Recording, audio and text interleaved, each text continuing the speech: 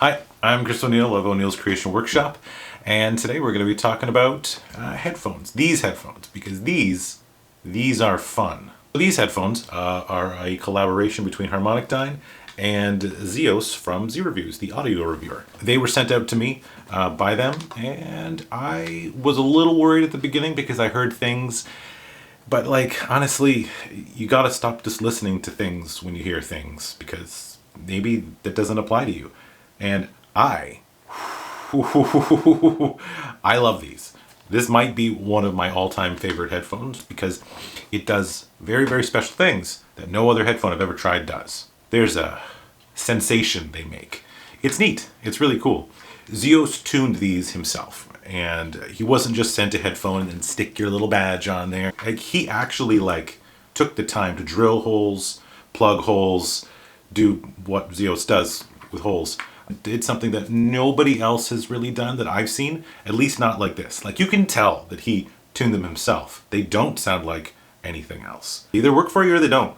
I immediately loved them. I didn't need any kind of recommended burn-in time. I just liked them out of the gate. His idea originally was to just make a ultra bassy headphone. Somebody asks you, I want a bass headphone because I'm a bass head.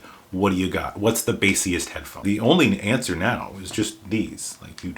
This is it. This is the one that you want to get. It's something special. And it does sensations and things. It vibrates your head, and it's just the right way. That's how he went into it and named it and everything. And these are the HarmonicDyne Eris. First of all, super comfortable. Like, holy, adjustable and wow. One, they also look good too. Like, they're not bad at all. They look like a regular headphone. They don't look too ridiculous, which I approve of. I put my own aftermarket cable on here. It's a Viking Weave cable. And I'm unironically putting it on there because these, oh man, these deserve that treatment. What do they sound like though? Besides just a whole lot of bass. They have a whole lot of treble too. Like, a lot. Maybe almost too much for certain people that are treble sensitive. And if you have an issue with sibilance and that the S sounds come off real sharp, you might not like these right away. I'm sensitive to that sort of thing. Super treble sensitivity in the sibilance, like 8 to 10K sharpness. But these don't destroy me. And I turn them up pretty loud, probably too loud, honestly. Because they're so much fun. You just you find yourself cranking it up because you can't help yourself. Next, I would say, was the mid-range. And the mid-range is fascinating because, measuring wise, it looks like there's this big scoop out of your measurement graph where did the mids go? And I never felt like it was missing any mids. And I'm like, these mids are actually good, so I don't understand the graph. It does certain things. I don't know if it's the pads, the driver itself, maybe. I don't know. I'm not sure what it is. Something about it where it's soundstage. It's like the mids get converted into soundstage, and then it sounds really good. It's like the mids are still there, but I don't know if your ear just has to be tuned the right way. Mine came with mids, so that's neat. Some people's, I guess, didn't, and they can't hear that, and they can't hear how it goes from a scooping out a mid-range on a graph to really great soundstage, which brings me to the bass next, obviously, because the bass, there's a lot of bass. It's detailed. Oh my goodness. I was actually so surprised, honestly, about how detailed the bass was. I was worried it was going to be muddy, and I was worried it was going to be bloated, and I was worried it was going to just not be what I wanted it to be. And then it turned out to be exactly what I wanted it to be. I didn't know that these were going to have that vibratory sensation on my head. It does something to your skull almost. It's really fascinating. And you get all that for $250 US, which is great. You can just get them on Amazon, get them on Linsole, Amazon. I know there's other sites that are carrying them now as well. They kind of almost don't feel like they're quality of a headphone, but they really are. I've never had a problem. They're super moddable if you're into modding, which I am. I'm a bit of a tinkerer. So, in that sibilance issue that I spoke about earlier, I kind of modded out of the headphone. I don't really hear it anymore too much. They're super easy to mod. The pads come off super easy. There's just a few screws. You can take it apart. You can look inside. You can see how it's wired up. And then you can do whatever you want to it. You can, like add resistors and things, and you can really mod it, and you go in deep and turn it into a completely different headphone. I wouldn't recommend that because I feel like it would lose what Eris does the best, and that's like its aggression. Music wise, whoo-wee, they're something else. But it's not just music. I mean, there's also gaming. This is my go-to gaming headphone just for everything. Because why wouldn't I wear this while gaming? And why wouldn't I wear this if I'm watching a movie or something like that? I mean, of course I would. This is my go-to movie headphone, gaming headphone, and music headphone recently. My go-to track to have people test this is Purple Sun by Canons. It's just got this great bass that works just perfectly with the bass response for these. And it just like slaps you in the face. It's heavy. It like hits really, really hard. They sound normal to me now because I've worn them so long. That's just how headphones sound now. This is how it should sound. So if I put on anything else, they don't have that same kick. They don't have that same just really intense vibration and pressure that's just there. Intense music, oh my goodness. Something ultra heavy and intense like Bleed by Meshuggah. Oh my god, wow. Or, metalcore sounds actually like really, really good. Any of the really heavy stuff, that just kind of like comes through like, yikes, really, really good. No, but not just intense music.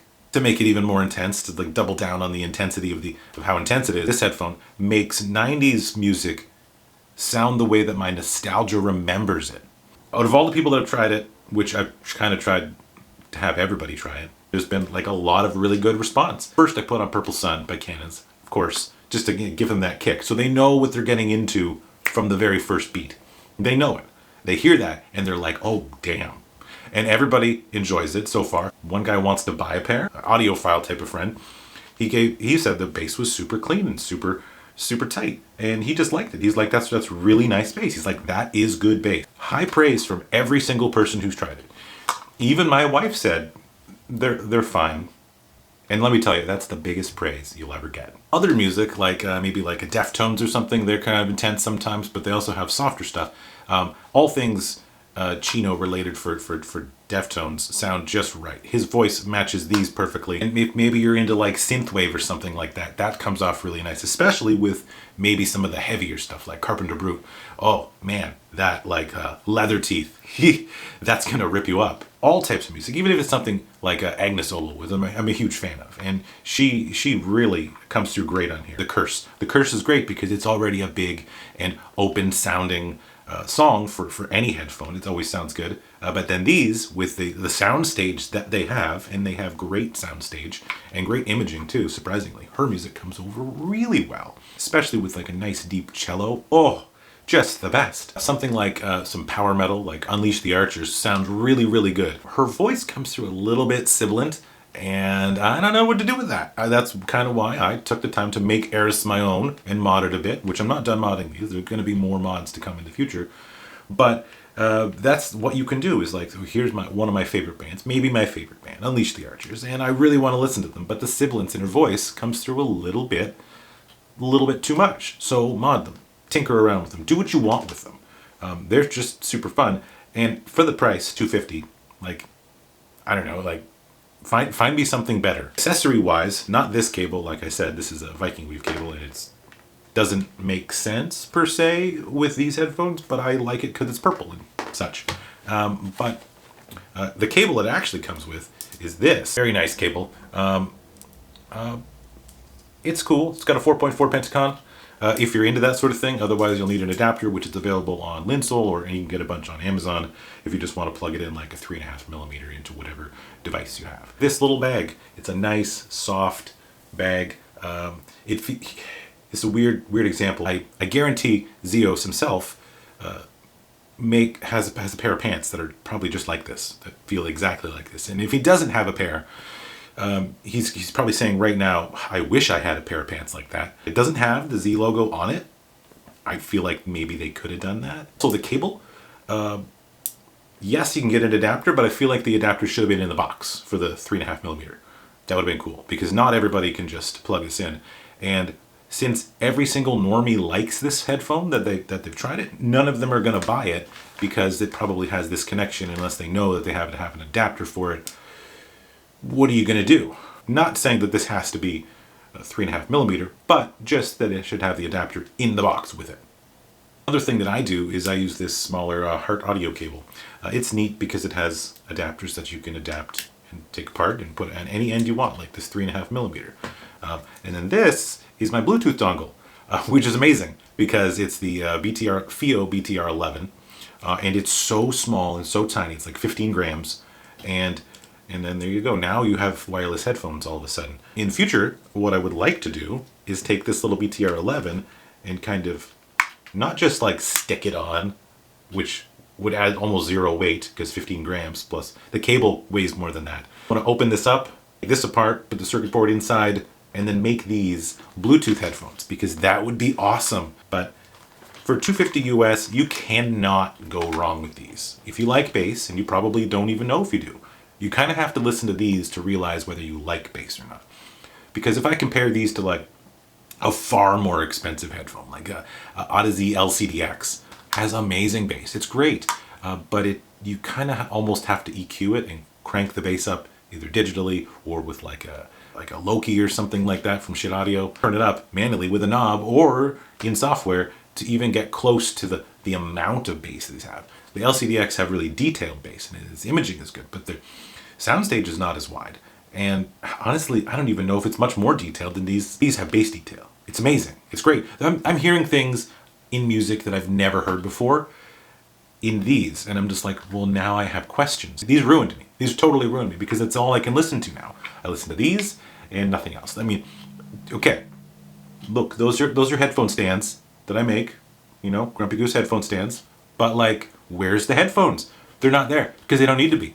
That's the whole thing, is that like this is it. You only need one stand, you need these headphones. I would honestly like him to tune a planar to as close as he can get to this with a planar, just to see what would happen. Because these are a dynamic driver headphone as well. These are great, I like them, they're super fun, amazing for gaming, my go-to. Only thing for gaming is just these.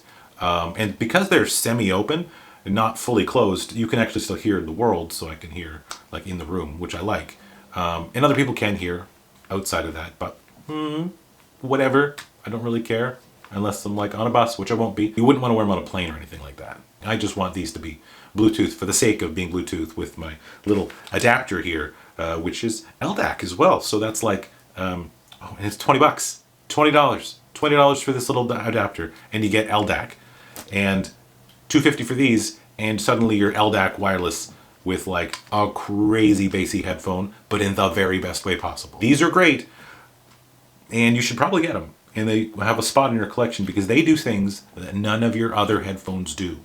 None at all. It's why my headphone stands are empty. Because there's nothing to compare these to. Like, sure, I mentioned LCDX, but like, why though? I like these better than my LCDX. That's my answer right there.